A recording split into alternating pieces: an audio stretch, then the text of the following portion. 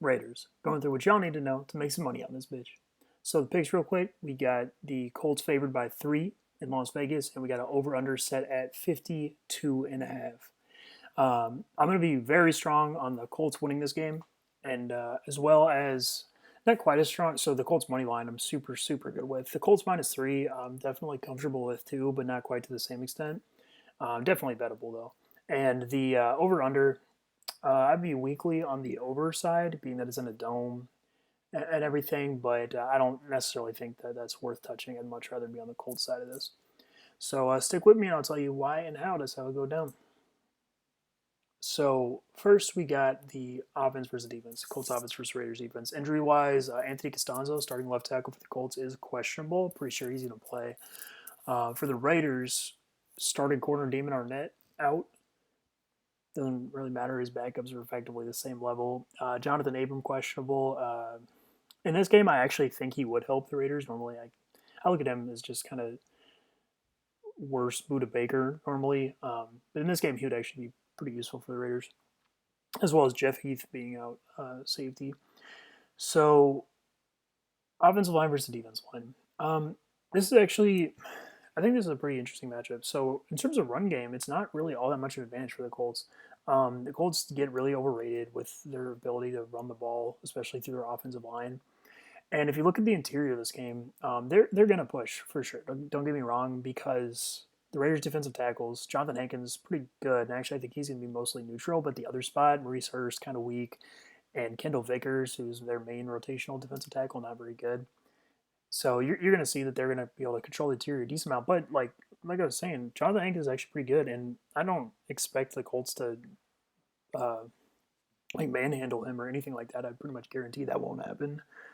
And as far as the edges go, Raiders actually have two pretty good run defenders on the edge between Cleveland Ferrell and Carl Nassib. Both of them can stand up to the Colts tackles, who are significantly better at pass blocking than run blocking. Although I will say Braden Smith is good in terms of moving laterally and controlling an edge. Maybe better than he is at like moving people off the line of scrimmage. So that does help here. But yeah, their offensive line is not going to be dominant in this game rushing wise.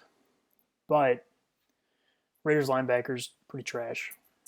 Corey Littleton's not good, and Nick Kwiatkowski is kind of a insert just in like any other teams between the box linebacker. He's a little bit better than that, I think, actually, but he's not enough to make a difference.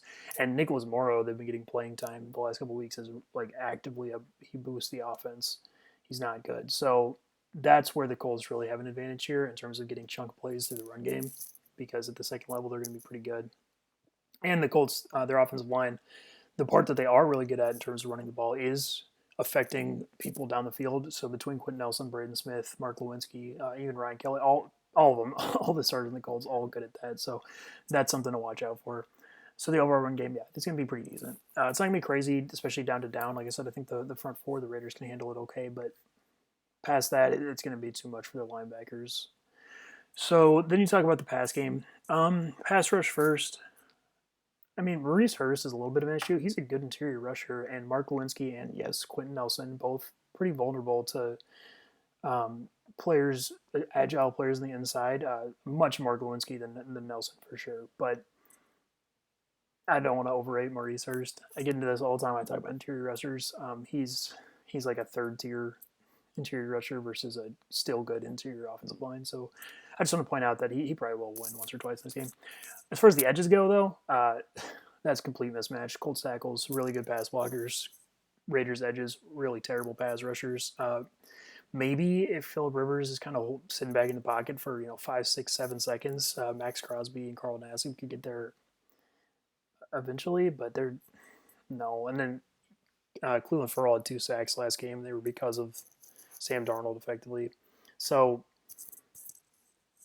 yeah, I'm not I'm not worried if I'm the Colts at all about the pass rush, really. Receivers, there, I mean, listen, T.Y. Hilton is pretty mediocre at this point. I told you he's going to be really good last week. That's because of how bad the Texans are at corner. Michael Pittman, decent, but here, I think, yeah, between those two, Zach Pascal, they're going to be good enough to find space short, and that's really what the Colts need. They're really similar to the Titans. They really focus, and the Raiders on the other side of the ball, they really focus between the numbers on their middle of the field targets, which the receivers don't get all that much into. A little bit more than those other teams. The Colts do use them, but they're going to be fine, especially given the Raiders still play LaMarcus Joyner, who's actively terrible in coverage.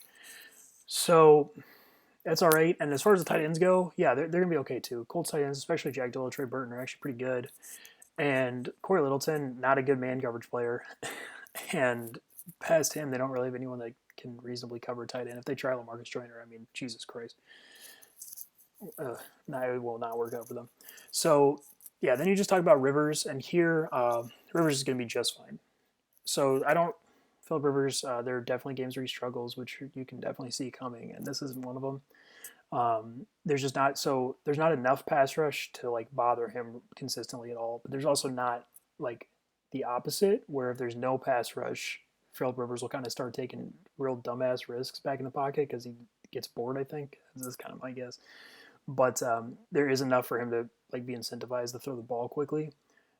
So between that and his weapons, between all of his weapons, one of them at least is going to find space over the middle of the field pretty much every play. That's where the Colts are pretty decent. And once again, in the red zone, their scheme is actually pretty good. Philip Rivers not great in the red zone, but here with the ability to rush the ball and those tight ends not being limited, I think he's going to be fine. So I have them at 23 to 30 points. And I think that's pretty accurate. I feel good about that one. As far as the Raiders go, offensively, so injury-wise, nothing super important on the Colts. Bobby Okereke, questionable again. I do care about that. He's good. He's the Colts' second or third linebacker, however you want to order them. But here, this isn't quite the same as the Titans game 2 weeks ago, where I said his absence was a huge deal. Not so much here. And on the Raiders side, Josh Jacobs questionable. He is one of the few running backs I do at least care a little bit about, because he actively is he's one of the guys that can turn drives into touchdowns. Really important skill. And I don't know if he's going to play. So offensive line versus defensive line. And listen, I think the Colts defense gets pretty overrated a lot of times because of the teams that they played against earlier in the season. But here they're going to look really good again, because what they do have is a really strong, disciplined front four. And the Raiders depend on, to run the ball, depend on like dominating the line of scrimmage. Their run scheme similar to like Seattle's and other teams like that, where maybe Washington is another one, where like they really depend on that and don't necessarily try to confuse people, which is a bad way to do it. It's just for them, because their offensive line is normally so good they can get away with it. Not going to be the case here. DeForest Buckner, Grover Stewart, good interior. I talk about how DeForest Buckner is overrated, which is true, but he can definitely do fine versus subpar like guards. He's still good. I just don't think he's like an elite level player is my problem with him. But here he's definitely good enough to beat both the Raiders guards. Gabe Jackson, good run blocker in terms of when he actually gets somebody, but he can miss and he can get off balance. And Denzel Good, same thing, but on a worse level. So you're not talking about a ton of interior push. And also Rodney Hudson, fantastic pass blocker, just kind of okay run blocker. So at least in the Raiders scheme. In other schemes, I think it'd be better. But on the edges, Trent Brown is a monster, no doubt. That guy's a killer. And Colt Miller's actually pretty good. I think he's developed reasonably. But the Colts defensive ends, now that they're all back from like COVID, they were on the list for a while, but and stuff like that. They're good as edge run defenders. Denico Autry and Al-Qadim Muhammad are really, really good out there. And Justin Houston too, even at this age, is still, he knows what he's doing. So while Trent Brown is he's gonna do work because he's good enough to, it's not gonna be something super consistent. So so then you talk about the second level, and this is where I get really concerned about the Raiders, because their linebackers are really good. And when they aren't dealing with linemen affecting them consistently, Darius Leonard and Anthony Walker and Bobby Okereke, if he plays, are going to be at the point, like at the gap that the Raiders are attacking constantly, like all the time. They're really good. They don't get mispositioned very, very frequently at all. And what's different than like 2 weeks ago when I thought they were going to be bad versus the Titans is because with the Titans, you need to get into the backfield to stop them. With the Raiders, you really don't. You just need them to prevent them from moving you off the line of scrimmage. So they're going to be good here, the linebackers. And so that means the overall run game for the Raiders is just, it's going to be pretty mediocre. I mean, There's still gonna be flashes because of Trent Brown and Gabe Jackson can move people still, and Josh Jacobs is good if he plays, but there's just a real lack of frequent use in the run game. So you talk about the pass game, pass rush specifically first. There, I'm definitely on the Raiders side of things. Colts bad pass rush generally. DeForest Buckner, you'll see him flash a couple times like he does most games against bad guards because Gabe Jackson, Denzel Good, not really good pass protection, but he's not going to be great. I'm sure that Rodney Hudson is going to be paying a whole lot of attention to him. And there are other interior guys, not real pass rushers. On the edges, Justin Houston's fine, but the Raiders' tackles are like legitimately good in pass protection. So you're not talking about a ton of pass rush, although Buckner is an issue, and even more so, I think he's going to be an issue in terms of like batting down passes and stuff like that in this game, which is a really relevant thing here. So the receivers next. First place, you always have to start with the Raiders. Is Darren Waller going to be good or not? That effectively determines the success of their offense, despite like any other variable. You look at games like the Patriots when he was not good at all and they were trash. The Falcons not good at all, they were trash. And games that they were good, like the Saints games when he got to roast Malcolm Jenkins consistently. So here, I don't actually have an answer super strong either way. I think he is just going to be okay because the Colts don't necessarily have someone who can like shut him down one on one like other teams do, but they also don't suck at it. I mean, between Darius Leonard, Kari Willis, or if they put like Kenny Moore, their slot corner, I think he could actually do pretty good too on there. Darren Waller's going to be limited, but he's also not going to be shut down the way he can be in other games. I don't think it's possible, and I would definitely say it's closer to that side than it is to him being good. But that's the first place I'll start. Second, receivers.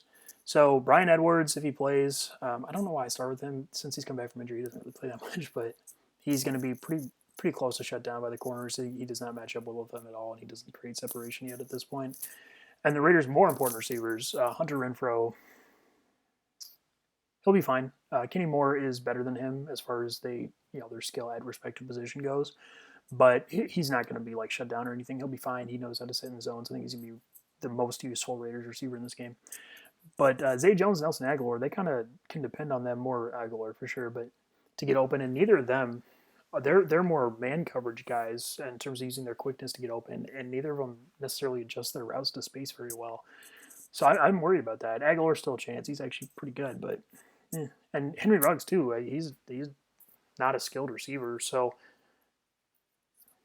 he might be fine. He's fast enough that he always has a chance to do something, but I'm worried about the Raiders' weapons game for sure on any consistent basis. I mean, they'll find enough space to not be trash, but yeah. Then you talk about Carr. So Carr is benefited from being able to handle the Colts' like pretty simple zone defense because he's willing to throw the ball short consistently, which is a positive. But he's also not going to like rip it apart. He's not going to find holes downfield very well. And when he throws short, I don't really see the yak options to go crazy for them to really drive offense. Waller might be okay, but that's not really guaranteed. And past him, I mean, it's not looking great for the Raiders.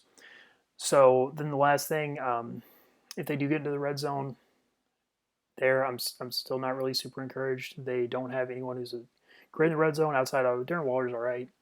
But again, I think the Colts are really gonna overcorrect for him, and then you're leaving Zay Jones and Hunter Renfrow, who aren't the worst. There are teams that can do worse. Don't get me wrong, but I don't think they're gonna be like perfect in the red zone, dominantly scoring touchdowns. So overall, that I have them a point spread of 16-24. So still a reasonable score. I don't think they're going to be like shut down. But yeah, I feel pretty strongly about the Colts because I just think when you look at like the likely way this game script goes, I just don't see how the Raiders are like successful enough to win basically. And I could see them like losing on a last second field goal. Hence why I don't think the -3 is necessarily super safe for the Colts. But I really don't see how they win this game. And I think it's a lot more likely they get blown out than it is that they're close in this game. So yeah, that is Colts Raiders and Colts win. Colts money line. Colts -3.